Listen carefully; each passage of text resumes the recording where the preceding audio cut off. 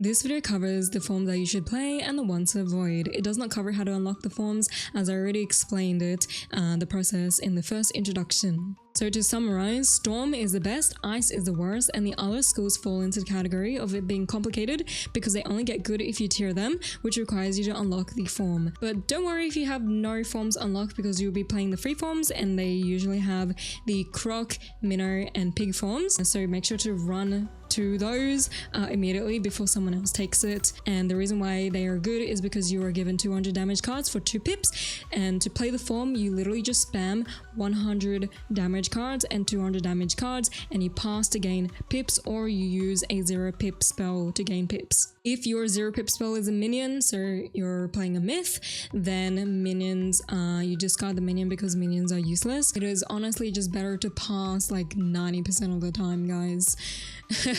Beastmoon is discarding the trash, and then if you can't find, like first round, if you got all the cards that you didn't need, you discard everything and you pass. Right? If you didn't pull the 100 hit or the 200 hit, you discard everything and you pass. However, the only schools that can't spam those for, like, you know, the krok, pig, and minnow forms are the life krok, myth krok, ice pig, ice minnow, and life minnow, which you can see that their damage per pip is much weaker, so you want to avoid playing those forms. Their damage closely resembles the damage per pip for the larger forms of the Colossus, Cyclops, Wolf, and Draconian, which are quite mediocre unless it is a storm form. Basically, it's like a storm wolf, right, or a storm Colossus. There's no storm Cyclops right now, and there's no storm Draconian right now. The other schools for the bigger forms are for hunt, and if people have already tiered it, which means unlocking the form.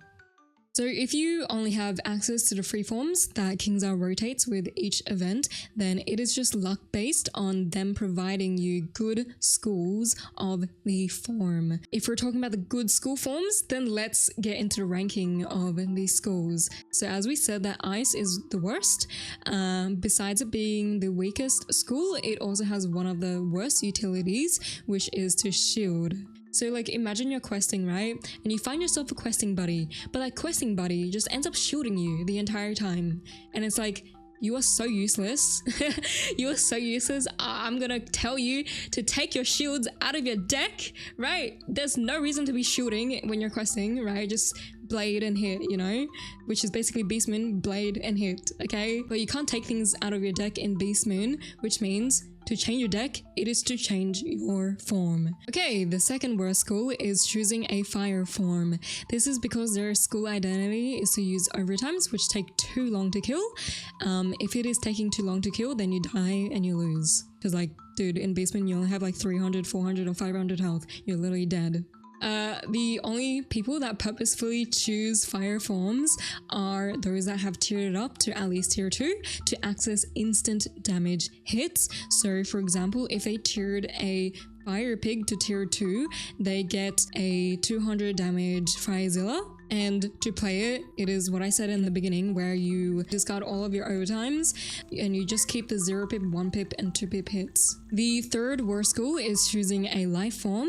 They can be useful in Beastmoon Hunt, but for Beastmoon Mayhem, you do not want to be playing any life forms. This is because for Mayhem, you just want to be spamming damage and not healing. It applies the same as questing.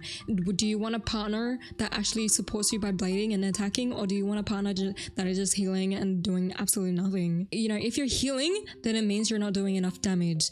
So you are causing your own problems, where since you're not doing enough damage to kill the enemy, then the enemy is still alive and then they attack you for more, and then you have to heal because they are attacking you because you didn't do enough damage to kill them. So you cause your own problems.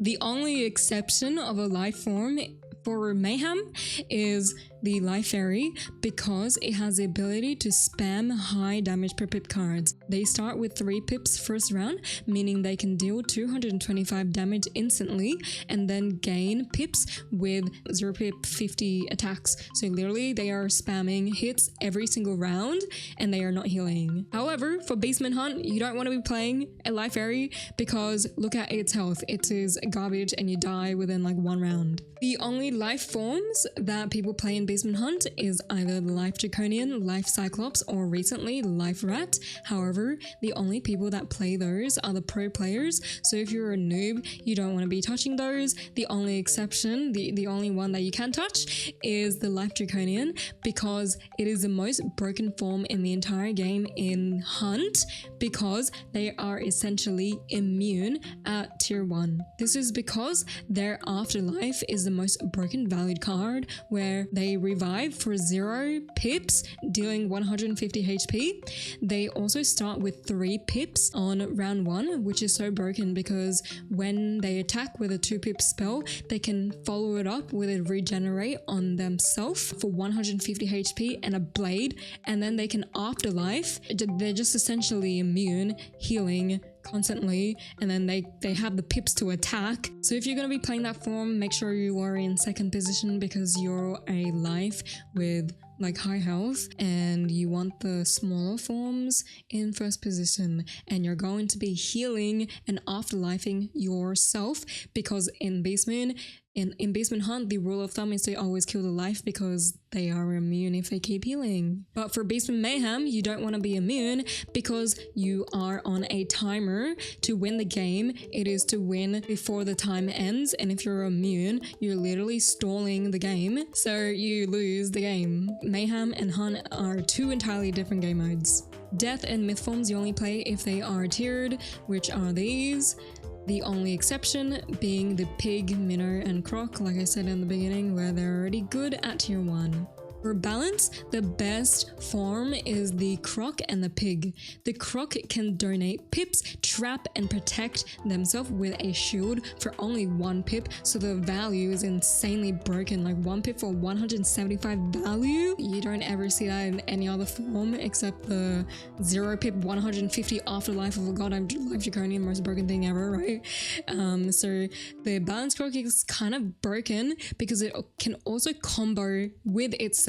So many forms you have the combo with another teammate, but you can combo with yourself, because once you trap, a casting as Samurai adds another trap.